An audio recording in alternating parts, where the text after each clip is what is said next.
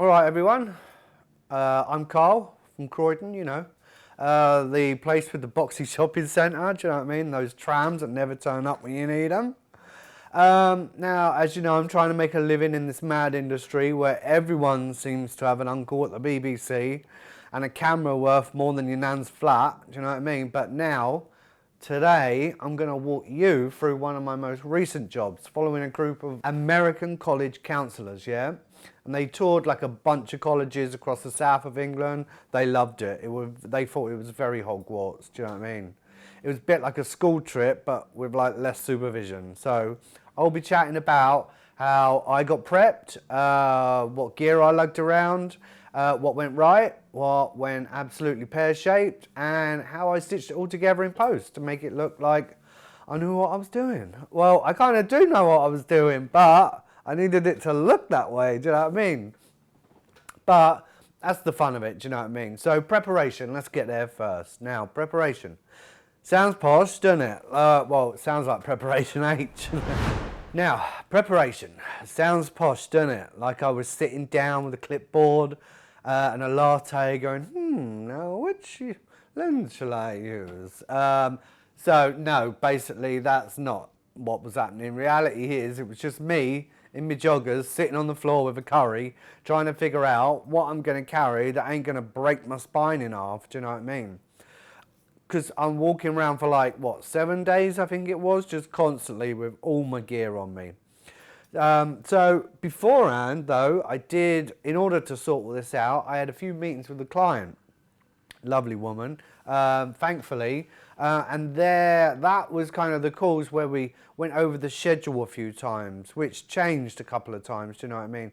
Because a lot of it was really based on what the weather was going to be like, etc., etc. So I suggested to her she wanted the tour filmed and interviews done. So I said, look, interviews kind of need to be done midweek and at the end of the tour when people were like, when they're not completely knackered and they can still remember being able to recall some of the first colleges that we went to, do you know what I mean? So kind of middle and end. Couldn't do it at the beginning because they'd only just been to one college and I didn't want to be doing interviews every single night because the schedule was really packed. Also, I had a little chat with some of the attendees before we started filming, just because some of them, they're not so good on camera, so you've just got to ask them. And if someone looked like they'd rather face the dentist than the lens, then you just got to leave them alone, do you know what I mean? That's them out of the picture. But a few of them were absolute naturals. Very chatty, very funny, didn't freeze up, do you know what I mean? Americans, basically, they love the camera, not so much like us. I didn't tell the colleges I'd be flying a drone, which was a rookie mistake. So when I rocked up with it, they hit me with like all these health and safety rules, like I was trying to land a helicopter or something on the roof, do you know what I mean? Fair play to them. But my plan was just to fly the drone over bits where there were no students anyway. So, and I was going to be super careful. I got my license, but I didn't realize they all had their internal stuff. So health and safety kind of went for me and the client at one point actually, because we did get the drone up and health and safety, turns out it was right next to the health and safety office. So this geezer comes running out. I should be really angry right now. And we were like, whoa, but we managed to calm him down anyway. So I did stick to filming in open spaces where no one could shout or start banging at us with a clipboard. Right, so let's get to the gear and shooting. Right, gear time. This bit's for the nerds really, and I'll say that with love, obviously, because I am one of them. So for the run and gun stuff, which was kind of following the group about and kind of dodging lampposts and trying to not fall down stairs and stuff, I went with my trusty iPhone 15 Pro, which was loaded here onto me Osmo. This is you can get these, there's loads of people that do them. I just randomly managed to get hold of this DJI one by Osmo. Really simple. you don't want too much on it, do you know what I mean? Because you don't want to be concentrating on it. You want it to be really simple. So this, super simple, and I was able to track behind people, so it was amazing. Now, that gimbal saved my life. It made everything look smooth. Like, I know what I'm doing kind of thing, do you know what I mean? I know all the tricks.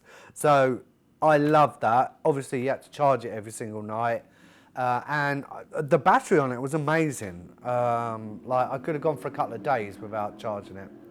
The main interviews, I had with me a Lumix S1H with a 24 to 105mm lens for interviews, which sounds proper pro, but truth is, I picked it because I could do the zooming in and out without having to move, do you know what I mean?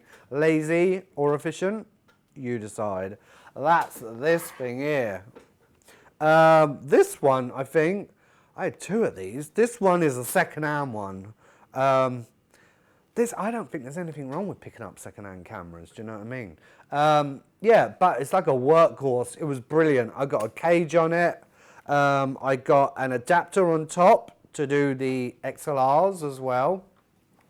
So let me shove that out of the way here. Also, I packed a monopod instead of a tripod. Why? Because you love them, because you love them. Look how light that is. Perfect. Do you realise the amount of jobs I've gone on and taken a tripod and then been like snapping my back? Right, so before that falls over, watch, I bet it falls over. No, I'm going to leave it there for now.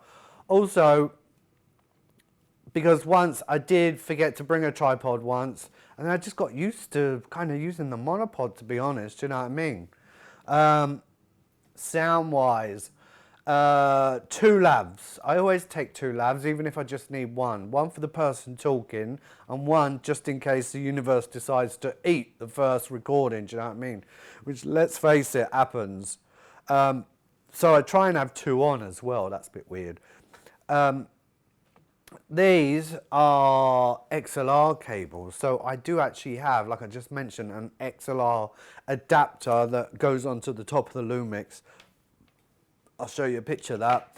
And on the job, I kept things moving. I'd like film little 4 or 5 second clips with the iPhone, short, sweet, and also moving. Keeps the editing really interesting, so make sure you're moving with those shots. There were a couple of talks, so I stayed quiet during the talks, blended in like wallpaper, just a bloke with a camera, trying not to make a scene back here. I did stumble a couple of times, but I'm afraid, babe, that's what you get. So I shot most things outdoors, to be honest, because when I'm talking about some of the interviews, because I could control the sound better and avoid like random students walking past going, "Am I on telly? Am I on telly?" I was like, no, you're not. You just ruined my whole ambition to be on telly, but thanks. Anyway, so let's go post-production. Now, sexy bit, post-production. Well, when I say sexy, it's basically me in a hotel room in my pants fighting with the slow Wi-Fi and a laptop that sounded like a jet engine, do you know what I mean? Now, every night I backed up my footage twice. Once to a Google Drive folder when we had internet, do you know what I mean? And once to a proper external hard drive. So never trust technology, that's my rule. Even though we're in a job where we have to, always have a backup. Always assume it's out to get you, because it normally is. The iPhone stuff went straight to the cloud because it was small. The Lumix files, though, massive. Couldn't fit a whole... I said... The Lumix files, though, massive. Could have fit a whole episode of EastEnders on each one of those things. So I kept them on the external drive and prayed it didn't fail. I should have taken 2 external drives. I got so many external drives. Anyway, editing was a bit of a juggling act, sorting all out the clips every day, like syncing sound, tweaking colours. Oh, right, okay, so all right, hands up as well. I did forget to fix my white balance on one of the days, so that geezer looked like he had a dodgy spray tan. but then I managed to fix it in post anyway. DaVinci is what I use, especially with color correction. So big win though, because I managed to teach the client how to do interviews, because I was holding the camera and doing the interviews, holding the monopod, doing the earphones, checking sound. I mean, it was a full one-man band. I had a banjo, drums, tambourines under my arms. I mean, the whole lot, do you know what I mean? But then the client got really interested in like, oh, so how are you interviewing? I was like, just do this. Take over the interviewing. I gave him all the questions that I'd like pre-prepared. And I was like, the rule of thumb is just engage with them, keep eye contact, and when you're agreeing, nothing ever like audible, like verbal, like just keep nodding. And yeah, and she was a whiz. I mean, she turned out to be really, really good. It's like my best assistant ever. So look, she picked it up really quick, and that helped me get some really nice moments as well. End result, she had a highlight reel that made it look like we'd planned everything down to the second. So at the end of the day, happy client, happy counsellors, happy me, happy footage, end of story. Good luck.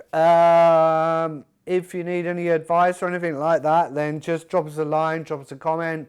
Also, like and subscribe if you're watching this on like YouTube. If you're not, ignore it. And hopefully, I'll see you again soon.